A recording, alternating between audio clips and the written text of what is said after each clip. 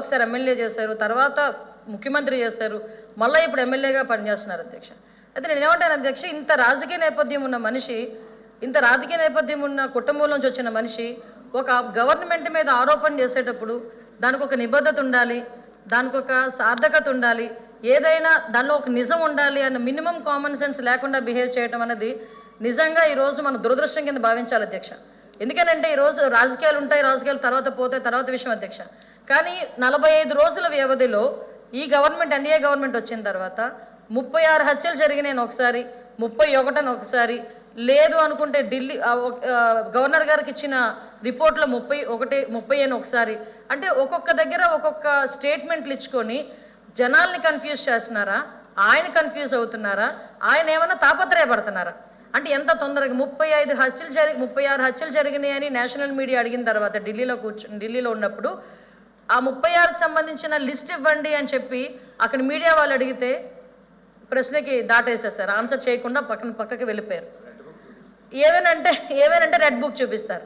విషయం ఏంటంటే 36 కేసులు ఉన్నాయని చెప్పి 36 కేసులు ఒకటే కదా అధ్యక్ష, ఇందాక గౌరవ సభ్యులు చెప్పినట్టుగా సుమారుగా ఒక 500 పైగా దాడులు జరిగినాయి, 1000కి పైగా ఆస్తులను ధ్వంసం చేశారు అని చెప్పి ఫిగర్లతో సైతం ఇన్ని రకాలుగా ఆయన మాట్లాడిన తర్వాత నాకు అర్థమైంది ఏంటంటే ఆయనకు ఒక్కొక్కసారి అధ్యక్ష ఆయన ఆలోచన ఎలా ఉంటుందంటే పాత ఆయన చేసినవన్నీ ఇప్పుడు జరిగినాయి అన్న అపోహలో ఉన్నారో ఏంటో నాకైతే అర్థం కావట్లేదు అధ్యక్ష.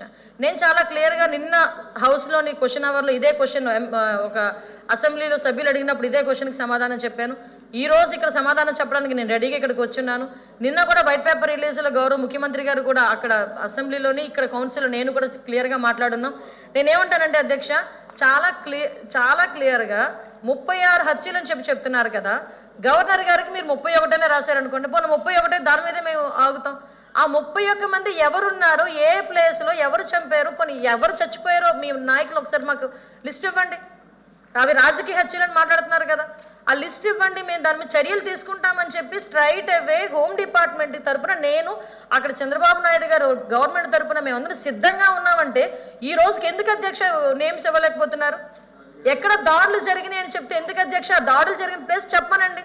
ఒకవేళ మా దృష్టికి రాలేదేమో, మా పోలీస్ డిపార్ట్మెంట్ దృష్టికి రాలేదేమో, ఒకసారి మీ దృష్టిలో ఏమైనా ఉంటే చూపించండి, ఒకసారి మేము చర్యలు తీసుకుంటాం. అంటే ఈ రోజుకి కూడా అది లేకుండా పైగా రాజకీయంగా మా మీద దాడులు చేశారు. ఏం దాడులు అధ్యక్ష? ఈరోజు ఒక విషయం అధ్యక్ష, ఇక్కడ మేమందరం ఎమ్మెల్యేలు, ఎమ్మెల్సీలు, మంత్రులు, ఇక్కడ అందరూ కూడా మంత్రులు ఉన్నారు అధ్యక్ష, ఎమ్మెల్సీలు ఉన్నారు అధ్యక్ష. ఒక్కసారి లాస్ట్ 5 సంవత్సరాల్లో ఒక్క కేసు కూడా లేకుండా ఎమ్మెల్యేని కానీ ఎమ్మెల్సీని కానీ మంత్రిని కానీ చూపించమనండి అధ్యక్ష. ఈ రోజు నేను అడిగితే ఒకసారి ఎంతమంది మీద కేసులు ఉన్నాయంటే మేము చేతులు ఎత్తాం అధ్యక్ష. ఒక్కసారి ఎవరైనా చేతులు ఎత్తే పరిస్థితి ఏదైనా ఉందంటే ఎవరి మీద కేసులు ఉన్నాయా? కేసులు ఉన్న వాళ్ళు ఒకసారి ఛాన్స్ రైజ్ చేసుకుంటే, ఇంక్లూడింగ్ మీ, నా మీద 23 కేసులు, లోకేష్ గారి మీద ఒక 23 కేసులు, అందరి మీద మినిమం +10 అధ్యక్ష. అంటే ఇన్ని కేసులు మా మీద పెట్టి ఈ రోజు మేము ఏదో వాళ్ళ మీద కేసులు పెట్టామని చెప్పి తిరిగి మా మీద క్వశ్చన్ చేయడం అధ్యక్ష. మీ మీద కూడా ఉన్నాయా సార్ కేసులు? వాళ్ళ మీద కూడా ఉన్నాయి అధ్యక్ష. అంటే ఓవరాల్గా ఇక్కడ కూర్చు మేడం గారు కూడా ఒకసారి ప్రతిపక్షాలకి అంటే జగన్మోహన్ రెడ్డి